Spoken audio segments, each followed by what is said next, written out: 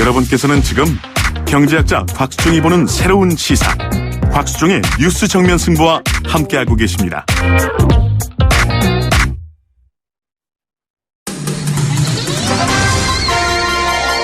정면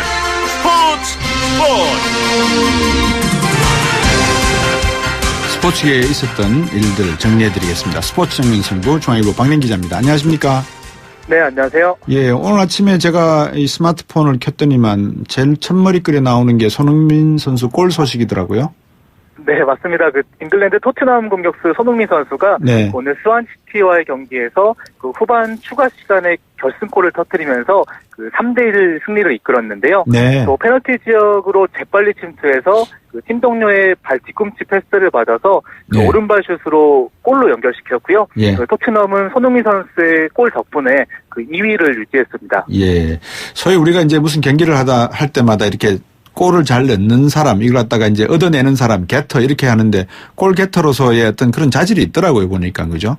네, 손흥민 선수가 문전 앞에서 예. 골을 기회를 놓치지 않고 골을 연결하면서 예. 또 킬러라는 얘기도 듣고요. 또 네. 골잡이 이런 표현을 쓰기도 합니다. 예. 오늘 새로운 기록을 썼다는데 어떤 내용입니까?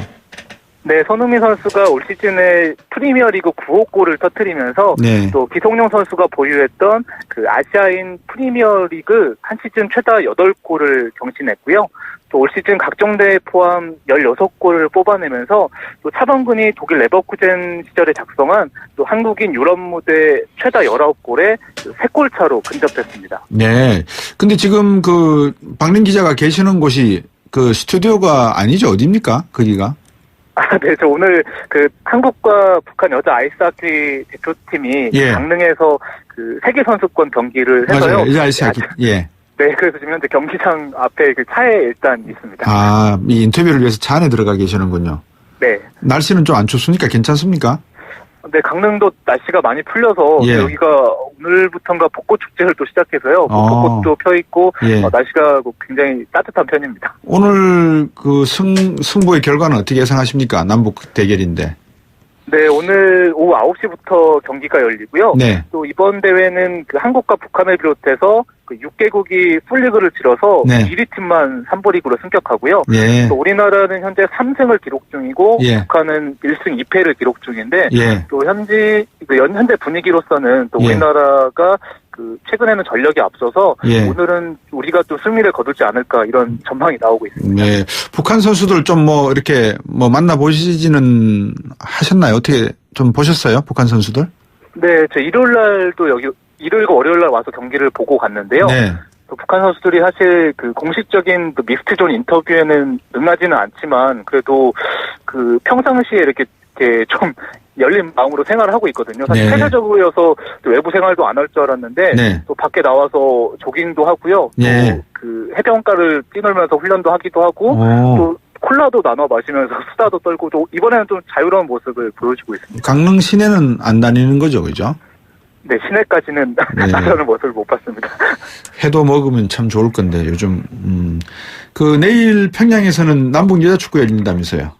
네, 공교롭게도 우리나라 축구 대표팀과 북한 여자 축구 대표팀이 예. 내일 오후에 평양 김일성 경기장에서 또 2018 아시안컵 예선전을 치르고요. 네. 사실 최근에 북한이 또 미사일을 발사하고 또 핵 실험 조짐을 보이면서 또 남북 관계가 꽁꽁 얼어붙고 있는데요. 네. 또 이틀 연속 열리는 스포츠 행사가 또 남북 관계의 긴장감을 녹이는데 또 조금이라도 보탬이 됐으면 하는 바람도 있습니다. 제가 듣기로는 북한이 피파 랭킹 10이고 우리나라가 피파 랭킹 17이라고 하는데 최근 승부의 어떤 결과는 몇 점 몇 승 몇 패 이거 여쭤봐도 되나요? 네, 우리나라 여자 축구가 사실 북한과 상대 전적이 예. 1승 2무 14패로 굉장히 열세인데요. 14패요. 근데 최근 3경기만 놓고 보면 예. 또 우리나라가 아깝게 지거나 비기는 경우도 있었고요. 네. 또 막판 5분을 버티지 못하고 무너지는 경우도 있었는데 네. 또 지소연 선수라든지 또 이민아 선수를 출국 전에 만나봤는데 예. 또 이제는 우리가 이길 때가 됐다. 또 이렇게 출사표를 밝혀서 예. 내일을 또 승전보도 기대해봐도 좋을 것 같습니다. 저번에 소식 전해주실 때 잉글랜드 첼시 레이디스 그러니까 남자 프로축구 말고 여자 프로축구 팀에 우리나라의 지소연 선수가 뛰고 있다고 했지 않았습니까? 네네. 북한 선수들이 이 영국 프리미어 리그 레이디스 클럽에 뛰고 있는 선수들이 있나요? 네, 아무래도 북한 선수들이 예. 유럽 무대에서 뛰는 게 사실 흔치는 않고요. 그렇겠죠. 최근에 이제 한광성 선수가 북한의 남자 선수가 있는데요. 네네. 이탈리아 프로축구에 입단을 했는데 예. 또 이거를 두고 또 유엔 또 안보리 결의를 깬 게 아니냐 또 이런 논란도 있는 상황입니다. 예. 네. 유엔 말씀을 하셨으니까 오늘 유엔과 관련된 특별한 날입니까? 네, 사실 오늘이 유엔이 지정한 예. 또 발전과 평화를 위한 스포츠 날인데요. 네. 또 스포츠를 통한 또 화합과 정신을 되새기는 날에 네. 또 우연찮게 남북 여자 아이스하키 팀이 경기를 치르면서 네. 또 여기로 와봤더니 국내외 취재진이 엄청나게 몰렸고요. 심지어 네. 또 중동의 알자지라 방송까지 오면서 큰 관심을 나타내고 있습니다. 예. 참 이 스포츠만 했으면 좋겠다는 말씀을 드리면 또 저를 나무라시겠지만 이 정치가 없는 듯이 살 수 있는 세상이 있었으면 하는 생각도 한번 해보겠습니다. 오늘 말씀 잘 들었습니다. 네, 감사합니다. 중앙일보 박민 기자였습니다. 곽수종의 뉴스 정면 승부. 방송 들으시고 의견 있으신 분들은 지금 바로 샵 0945, 샵 0945. 짧은 문자 50원, 긴 문자 100원이 부과되는 휴대전화 문자 메시지를 보내주세요. 오늘 들으신 방송은 YTN 라디오 홈페이지와 곽수종의 뉴스 정면 승부 팟캐스트를 통해 다시 확인할 수 있습니다.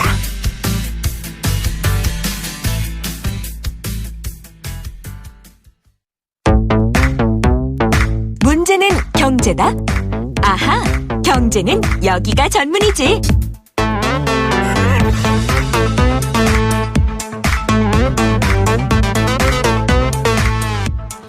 네, 경제는 여기가 전문입니다. 94.5 FM YTN입니다. 뉴스 정면 승부 곽수정입니다.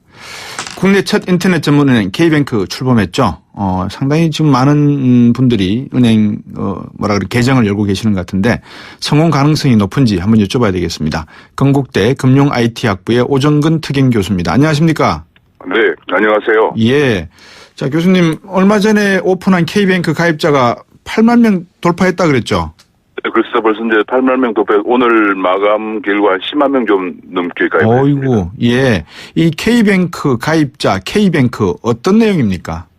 그러니까 이제 이것이, 지금 인터넷 전문은행이라고 하니까 약간 네이밍에 혼란이 있었는데. 네. 사실은, 과거 데스크탑, 예. 책상 위에 있는 컴퓨터를 통해서 하는 온라인 거래가 아니고. 예. 모바일 폰을 이용한 거래다. 이렇게 보시면 돼요. 그래서 이제 외국에서는 모바일 금융. 예. 혹은 모바일에 이제 인터넷이 장착이 되어 있기 때문에. 예. 그 스마트폰이라고 하는데 스마트 금융이라고 하는데요. 예. 그래서 전적으로, 이제 데스크탑 컴퓨터를 사용하지도 않고. 네. 인터넷이 장착된 손 안에 들어온 모바일을 통해서 하는 금융 거래를 한국에서 인터넷 전문은행이다. 그렇게 얘기하고 있습니다. 차라리 중국에서 쓰고 있는 온라인 금융이다. 이래버리면 될 걸 왜 굳이 이렇게 차별화를 시키려고 그래 약간 지금 이게 제가 보기에는 앞으로는 이제 온라인 그러면 이제 과거 데스크탑 컴퓨터를 사용하던 온라인 금융하고 혼란스럽기 때문에 예. 사실은 그건 점점 이제 이 모바일이 너무 편리해지면서 예. 그리고 용량도 과거 대용량 컴퓨터 거의 일을 할 수 있는 그렇죠. 속도가 되고 예. 또 이제 속도도 예를 들면 4G, 5G까지 나온다고 그래 초고속 통신망이 깔리면서 예. 이제는 모바일을 가지고 언제 어디에서나 예. 24시간 예. 시공에 제약 없이 금융거래를 할 수 있기 때문에 그래서 이걸 특히 이제 모바일 금융 또는 스마트 금융이라고 합니다. 네. 모바일 금융 또는 스마트 금융. 그렇지만 지금 현재는 인터넷 전문 은행 K뱅크 이렇게 이해하시면 될 것 같은데요. 그 말씀해 주셨지만 보통 스마트폰에 보면 이제 애플리케이션이라고 해서 앱이라 않습니까? 네, 그렇습니다. 그런 애플리케이션을 하나 이렇게 다운받아 가지고 깔고 아이콘을 만들어서 창에 뜨게 하고 그걸 통해 가지고 이제 저래 은행 거래를 한다 또는 결제 거래를 한다 이런 말씀이신 거죠? 네, 그렇습니다. 앞으로는 이제 이 모바일 폰이라고 하는 것이 네. 인터넷 기능이 장착이 되면서 모바일 폰에 깔리는 앱, 예.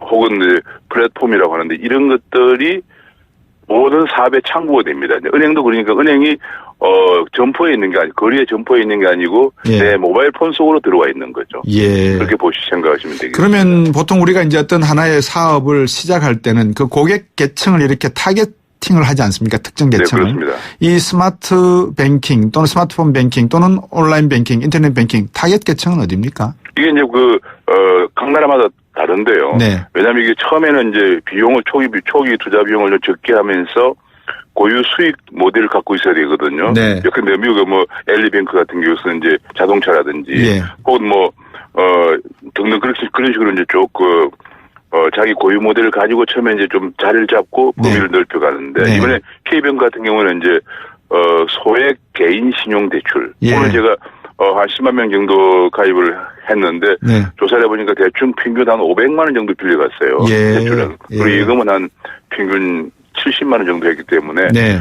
소액 거래를 하는 개인 예금과 대출에 집중을 하고 있고요. 예. 6월달에 출범하는 카카오뱅크는 이보다 좀 더 범위를 넓혀가지고 예. 소상공인이라든지 예. 혹은 주택담보대출도 취급하겠다라고 발표하고 있는 상황입니다. 그러면 지금 우리나라에 있는 전체 인터넷 뱅킹 회사 숫자는 어느 정도 되고 있습니까? 지금 이제 인터넷 전문은 이번에 처음 출범한 거고요. K뱅크가요. 이제 6월달에 이제 카카오뱅크가 나오면 2개가 되겠습니다. 2개 정도.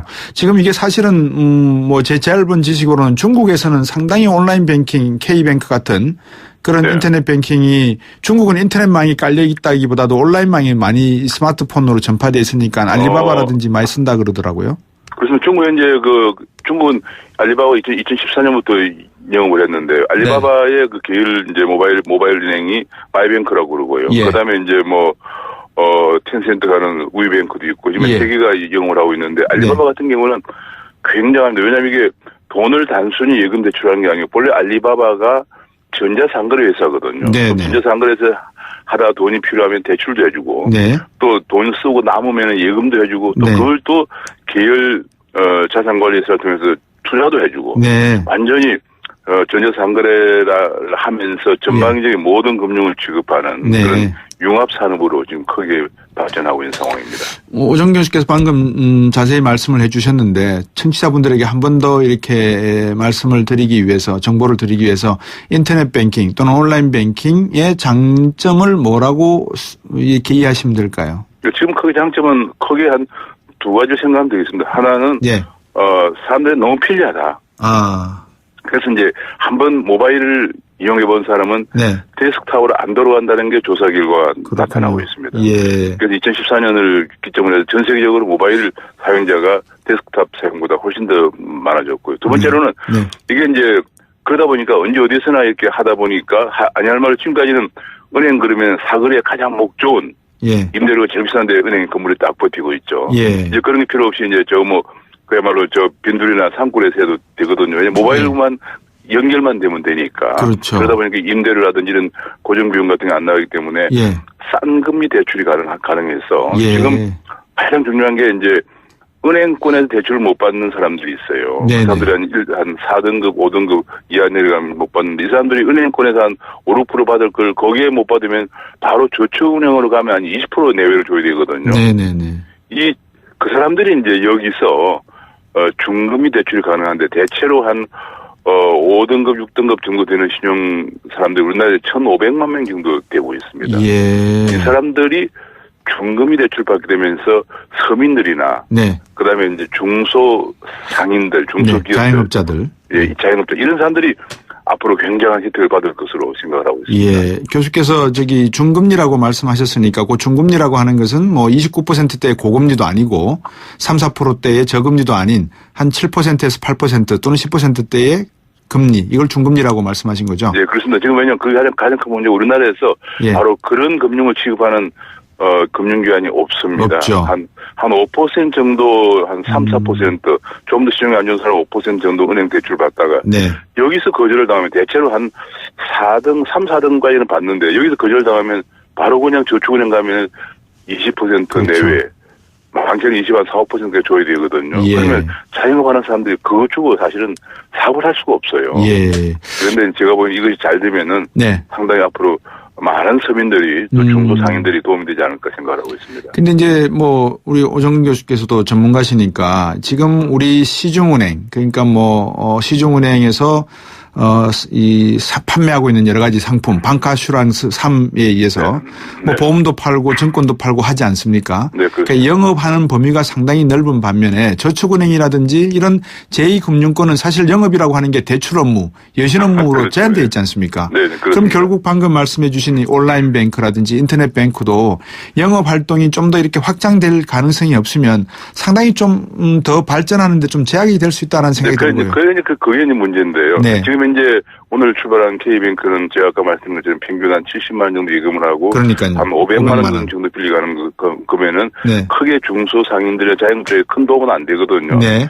근데 앞으로 이제 6월달에 나오는 이제 카카오뱅크는 좀 더 범위를 넓혀서 중소기업, 네. 그다음에 이제 중소상인, 그다음에 심지어는 전월세 자금과 부동산 담보대출을 지급한다고 합니다. 네. 그러면 이제 바로 이제 그러니까 이게 뭐냐, 그렇게 범위를 자꾸 넓혀 나가려면은 네네. 우선 자본금도 확충이 돼야 되고 그쵸. 기술도 많이 투자가 돼야 되고 하는데 그러려면 이제 지금 거기서 문제가 되는 거예요. 그러면은 돈을 누가 대느냐 하는 게 문제인데. 바로 그 점이죠. 기술과 돈을 대는데 지금 같은 K뱅크는 KT가 이제 대주 KT고 카카오뱅크는 카카오인데 여기서 네. 의견을 끄는 4%밖에 안 준다 그러니까 예. 이게 좀 문제가 되고 있는 거죠. 결국 이제 방금 말씀하신 문제가 은산 분리와도 관련돼 있단 말입니다. 그렇습니다. 우리 이게 흔히, 뭐 예. 결국은 돈과 기술을 대라고 하면은 그게 네. 뭔가 유인이 동기가 부여돼야 되는데 그러니까요. 동기가 부여 안 될 경우에는 이게 잘못하면은 중국처럼 중국은 뭐 이런 제한이 지금 알리바바가 그 마이뱅크에 33% 지분을 갖고 있거든요. 네. 그러니까 이제 우리는 그렇게 안 되면은 네. 알리바바처럼 큰 동기부여가 안 돼서 예. 잘못하면 그게 좀 이제 오히려 위축될 유명무실화될 가능성도 있죠. 있습니다. 걱정이 됩니다. 예. 이런 것들은 이제 제도적으로 조금 뒷받침을 해줘야 되지 않겠습니까? 그러니까 기술 네. 발전과 제도의 발전이 어떤 같은 비슷한 수준으로는 가야 되는데 네, 어떻게 그렇습니다. 보십니까? 이게 지금 제도 국회에서 법안 통과 내용이 하나 있죠. 이 부분에 그래서 관련돼서. 제 생각으로는 법안이 이제 국회에서 올라간 것은 법안이 지금 여기 근데 일본 같은 경우는 뭐 일본은 라쿠텐뱅크 이런 거는 100% 그 산업자본이 갖고 있거든요. 예. 소니뱅크 소니가 100% 갖고 이런 식인데 네. 문제는 이제 우리는 그 정도까지는 우리 그 여러 가지 국내 사정이 그렇지 않기 때문에 예. 국회 제출된 법안은 50%까지 허용해주자 그런 얘기가 나왔어요. 그런데 제 생각으로는 이제 그럴 경우에 우리가 늘 얘기하는 그러면 산업자본이 너무 금융을 소유하는 것이 아니냐. 네.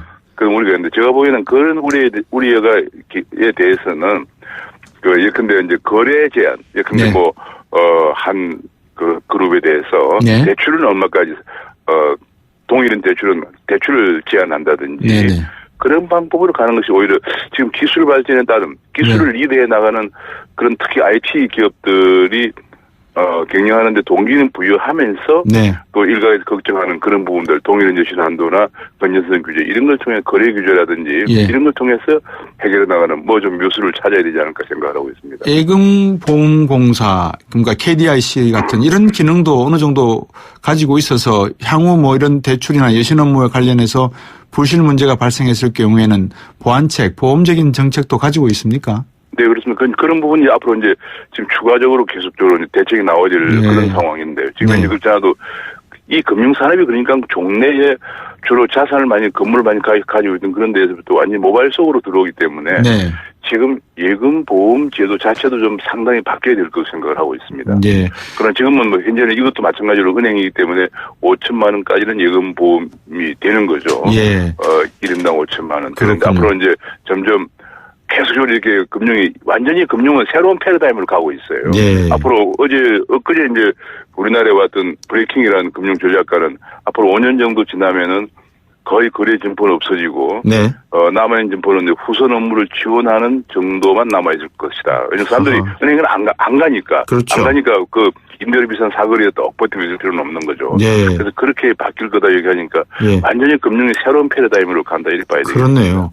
뭐 잘 아시겠지만 그 새로운 패러다임 문제는 또 하나의 이제 금융의 발전, 기술적 발전과 제도적 발전에 따른 문제인 것 같고 또 하나의 문제는 금융이라고 하는 게 뭐 교수님도 잘 아시겠지만 이 공적인 기능이 하나가 있는가 하면은 영업적, 상업적 기능이 있지 않습니까?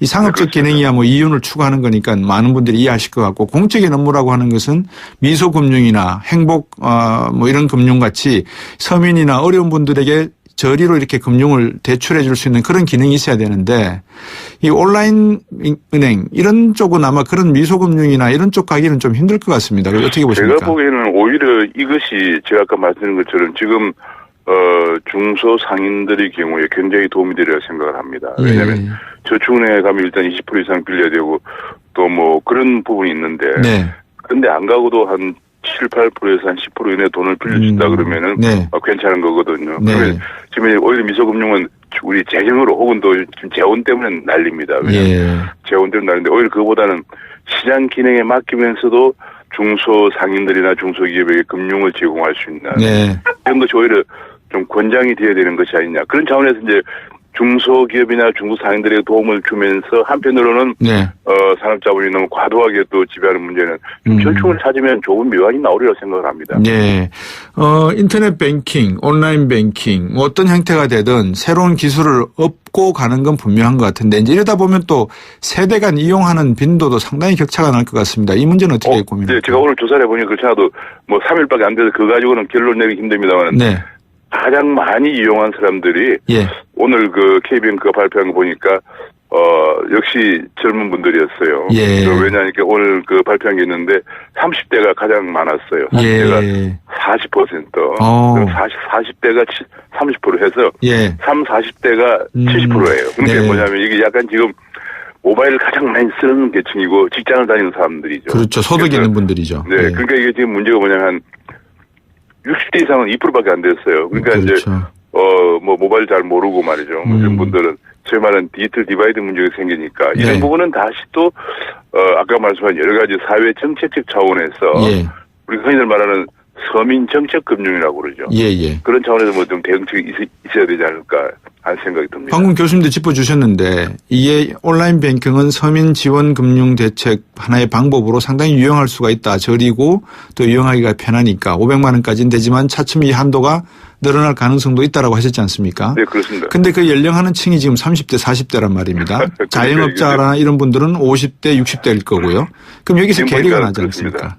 바로 50대는 오늘 보니까 11%밖에 이용을 안 했어요. 그러니까요. 그래서 결국은 역시 디지털에 친숙한 30, 40대가 가장 많이 이용을 했기 때문에 이러는 것은 이제 경제보다는 사회적 측면에서 정부가 또 다른 대책이 필요하다고 생각을 합니다. 자, 이제 그다음에 국제금융을 한번 여쭤봐야 될 것 같아요. 이거는 국제금융이 사실상 이용하기는 좀 불가능하겠죠.